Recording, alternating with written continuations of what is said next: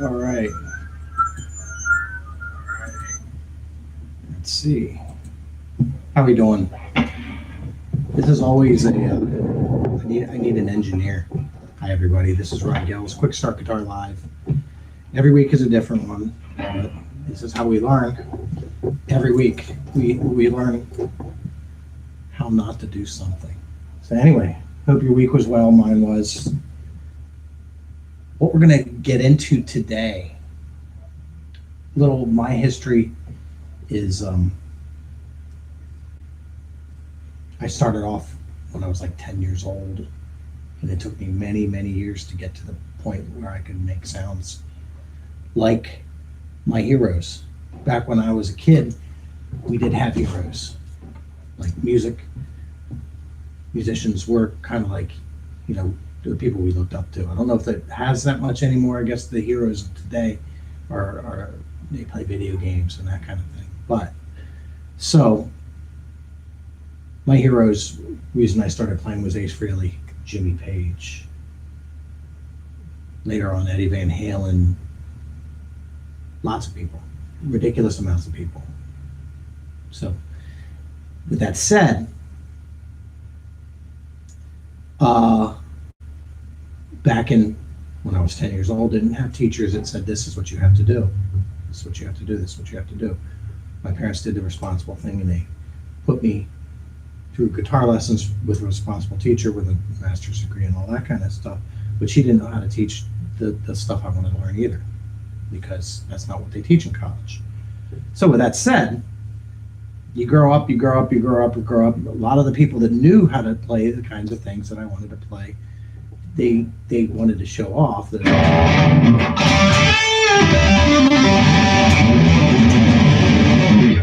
that kind of business. That doesn't help me. In other words, the guys that had the ability weren't able to break it down, or they were unwilling to share what they knew, because they figured that if I share what I know, they're going to take my fire. I don't know if they consciously thought that, but I think that is kind of what it is. So I want you all to steal my stuff. That's where I'm at. This is what I'm going to leave you years from now. I'm not going to live forever. I know this. So I want to show you some of the things that when I was a kid, that everything seemed impossible. All these little techniques and all these little things and all these guys, they put these people on pedestals. As I said, the Ace Frehley's, the Eddie Van Halen's, the Jimmy Pages, I grew up in the 70s. When I first started playing, it was the 1970s. So whoever was playing guitar in the 1970s, whatever band had a guitar player I liked. Okay, so with that said, lead guitar.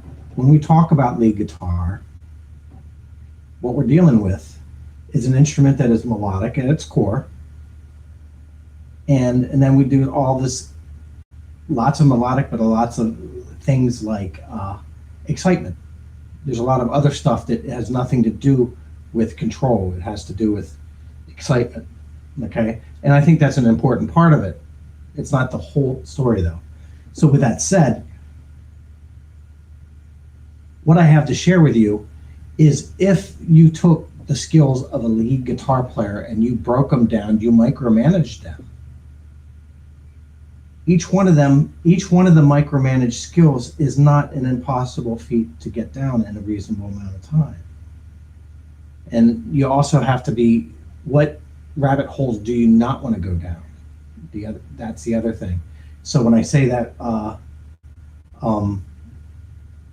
there's many things you do not have to practice. In other words, a lot of people tell me, a lot of people tell me that that my son wants to learn how to play like Van Halen, but we want him to get him to learn to read music. It's like, well, Van Halen couldn't read music, nor could the Beatles. I'm not against reading music. That's not gonna be a thing that's gonna help you with your goal. So our goal is to be a lead guitar player. So we define a lead guitar player as the melodic guy, the melody dude, the cool riffs, the really cool licks.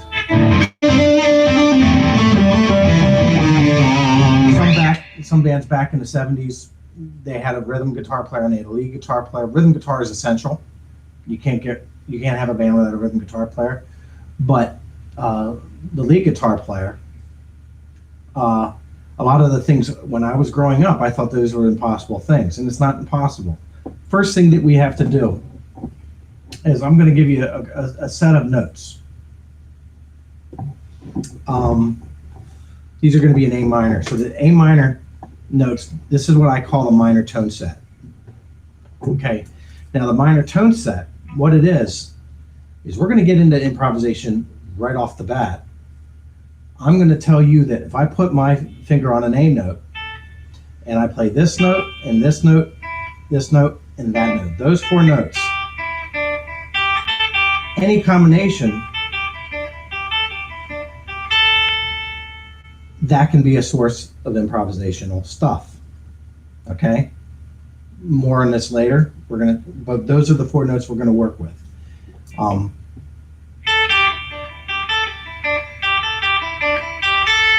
Okay, so with that said,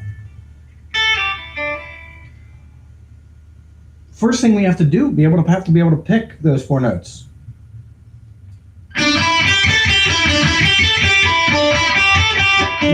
When we pick those 4 notes, what we want to be able to do is we want to be able to play. Downstrokes are important. A lot of guitar teachers in my day we didn't talk a lot about downstrokes, but a lot of the heavy.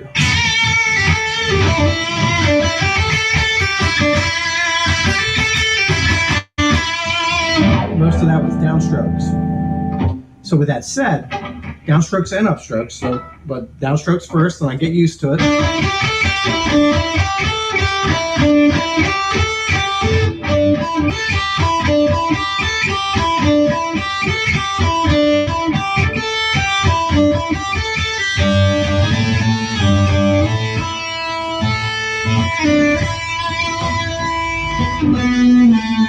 All right, so now from there, each one of the little things, there's little tricks that the guitar players do that each one of them is not incredibly hard.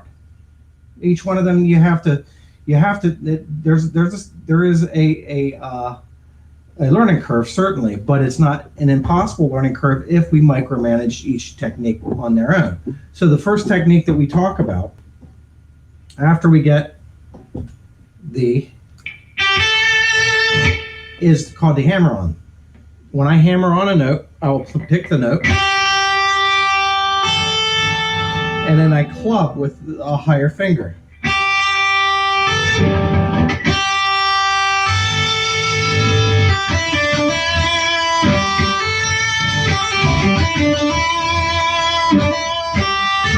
The notes that I am playing, Tegan, are D, E, G, A.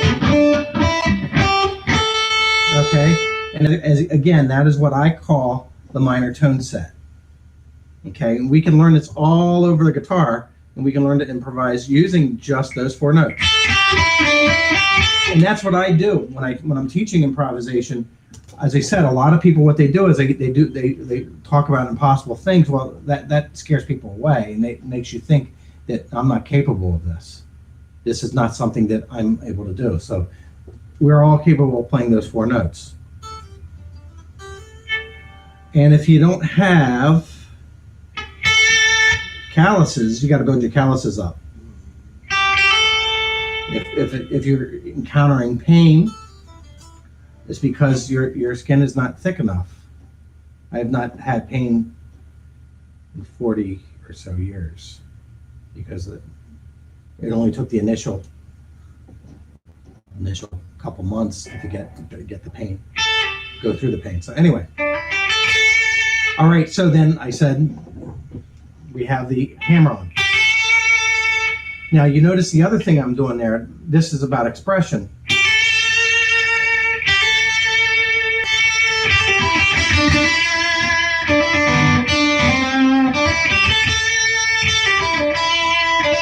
Is vibrato. That's putting a little sting on it. This is one of my bass heroes was Verdian White. He called this the sting.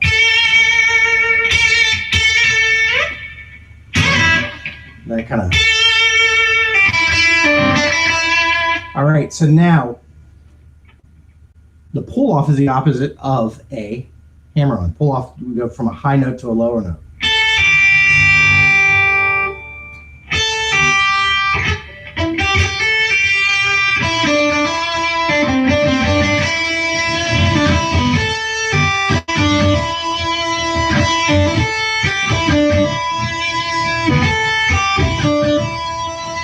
All right, now, so that each one of these, as I said, is easy in itself. It's not that difficult. No matter what anybody tells you, it's not impossible to learn any of this stuff.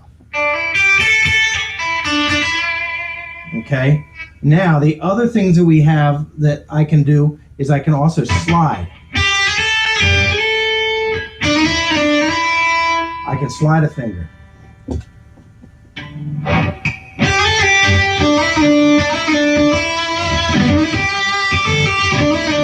Now look at that little movement I had there. This is my 4-note sequence, but what I also did was this.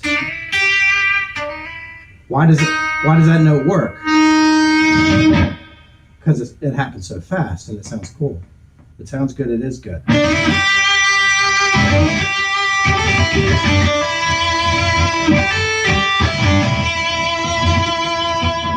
Now, all right, so now the other things that we do.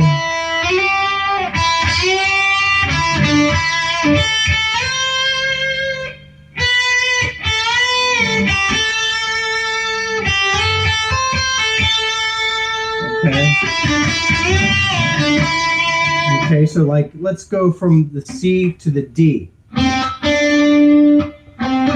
That's on your 1st fret, 3rd string,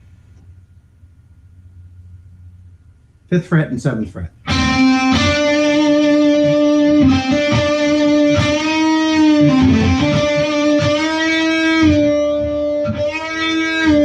That is called bending the note. So now, if you paid attention to what the thing that I was talking about last week, I gave a brief 150-year history of the blues. I say brief with a smile on my face. The highest attribute of the blues, the highest thing we all aspire for, is to sound as soulful as a blues singer. So in order to do that, what the tricks that people were learning to do is, let's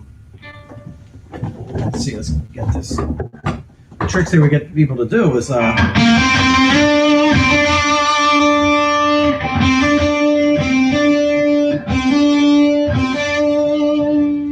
hammer-ons, pull-offs, but also that bent note.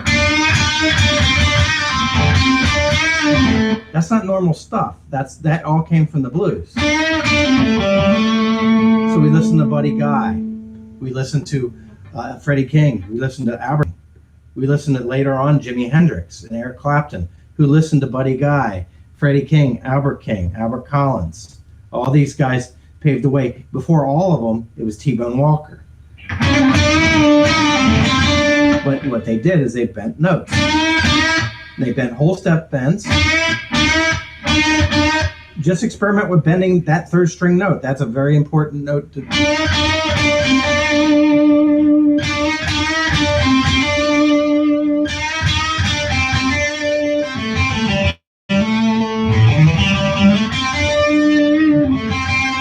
All right, so now bending notes, hammer-ons and pull-offs. So we do a hammer-on and pull-off really fast. There's a word for that. It's called a trill. It's called a trill.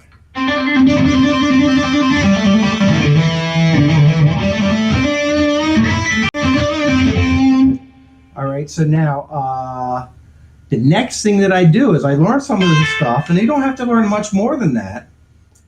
I learn some of this stuff, and then I find a way to make it fun. And my thing is always been, when it has always been right and always been good in my life, as far as practice goes, I found a way to make it fun. When I was a kid, I didn't always have that. Like, when I was playing hooky, from what my guitar teacher was telling me, I was doing stuff that was fun. The stuff that was fun is the stuff that saved my guitar playing life, because this is how we learn. We fill in the gaps by satisfying curiosities. Now, when I say this, how do I play over top of progressions and such? And a little bit of word about music theory. When I say about music theory, what some people are about, their natural reflex is fear and loathing. And they don't want to be told what to do, and they want to think that things don't have any sort of organizational. Everything is completely random. So the minute you pick up a guitar, you just move your finger around until it finds the right note. If you are trying to do meaningful music, by the time you hit the concert stage, you should not be finding the right note. You should not be searching for the right note. You should know where the right notes are, and whatever the right note means. That's a lifetime pursuit, certainly. But when we talk about getting the right notes and understanding how music works, so I can make these choices, that is what music theory does. Nothing more. It is not something that takes the creativity away. It is not something that that I hear. Here's one of the things I hear a lot. So you know a lot about theory. I'm an ear player. Okay, so the idea of that if you're an ear player, you're not a theory guy or gal. That doesn't make sense at all, because you can be both. You should be both. What kind of musician does not use their ear to make choices, and use their ear to learn from other people, and all that's important. The music theory explains what you're hearing so you can repurpose it. Okay? So in repurposing this, I'm gonna take these 4 notes.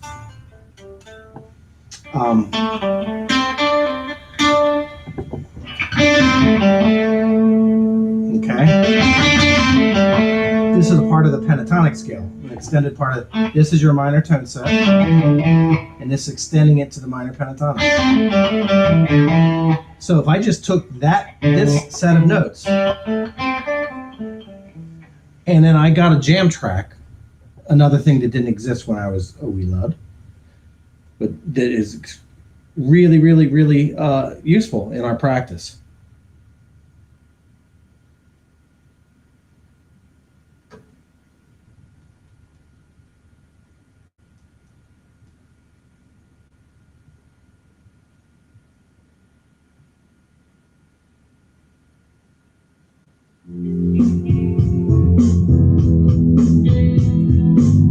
What I do is I work these things that I just learned.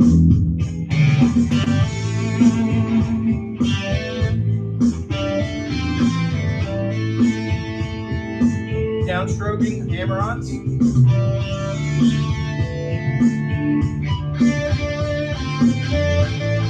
Hammer-ons, pull-ups.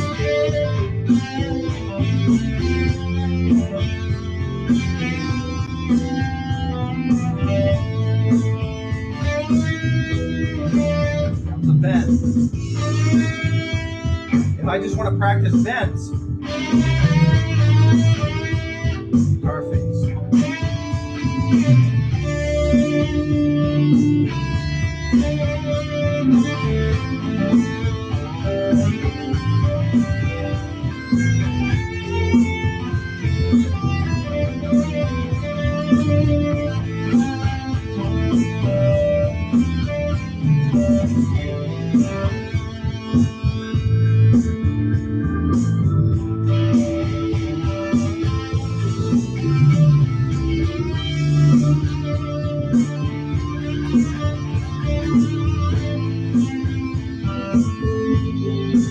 And the other thing I'm trying to do is I'm trying to play melodies that can be heard. It's not about just playing fast and wiggly finger stuff. Okay, so that in a lead guitar, that is it. So I could practice my hammer-ons over that track. I could practice another practice that I often talk about and use, and this is a boom pop thing, which is tethering. So I'm going to play a melody. All my melodies are going to end on the A note because we're in A minor. That's a tethering concept.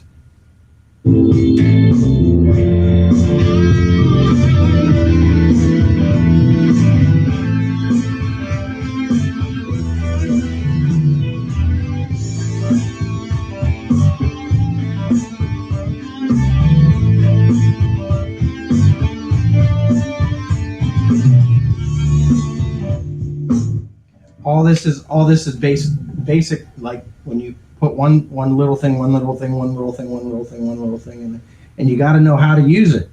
Theory can't be separate from this because it's not just technique. It is how do I use the technique? How do I use the tools? Okay. So anyway, is there any questions? Do we have any questions? Ask questions because that's how we learn and how I learn to be better at this. All right. So anyway, that is it for this week. If I don't hear questions from you, but there's all kinds of direction we can go with this. It's like this is practice your hammer-ons, practice your pull-offs, practice playing in key. When we talk about music theory, what music theory is all about is in our stages is how do we play in key? How do we make the right choices? Notice that when I did that, all the notes sounded like they were planned out, and nothing was. I didn't embarrass myself. Nobody wants to embarrass yourself. When you play music, you want to. All right. Until next week, please hit subscribe, ring the bell, do all that stuff. Tell me what you want to hear. Tell your friends about this. What kind of stuff do you want me to talk about? Because I can do anything. And working your calluses. And then again, there was a callus discussion. You got to practice. You got to practice to get better with it. I don't want to fight you. That was a emphatic. That was our slogan, Tegan. Chill out. I'm just kidding. All right. So Tegan, be working your bends. All righty. I will see you next week then. Peace to you all. Be safe and yes. Until then.